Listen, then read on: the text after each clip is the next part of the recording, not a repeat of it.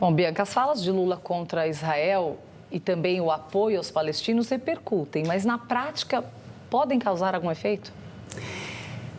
É muito importante o posicionamento do Lula pelo cessar-fogo na Palestina e em Israel.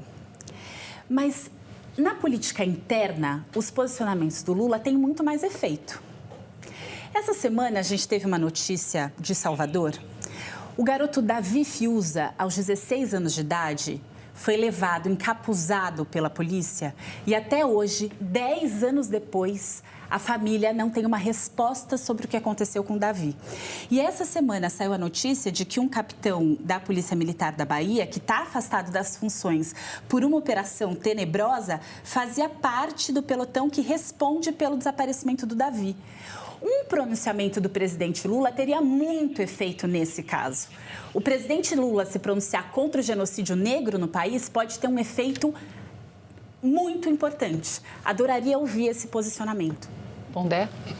Concordo em gênero, número e grau. Acho que eu acho o seguinte, primeiro, eu acho que o Lula deveria adicionar nas falas dele um pedido direto ao Hamas, que começou isso, que massacrou gente, violentou sexualmente um monte de mulheres, usou sexo como arma. Ele devia pedir ao Hamas e não ficar fazendo populismo, porque ali ele está pregando para converso.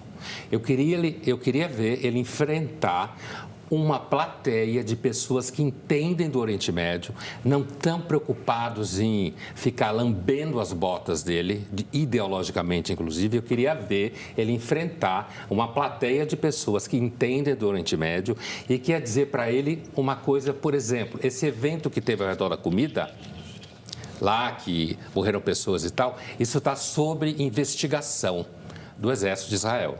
Se o Exército de Israel teve participação ou não, ou o que foi.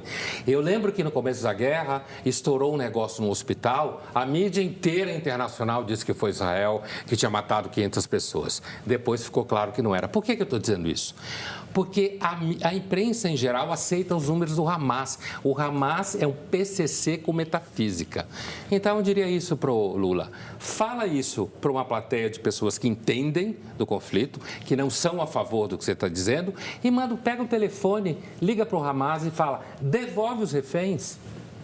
Quem sabe isso acaba com a guerra, que tem que acabar mesmo. E a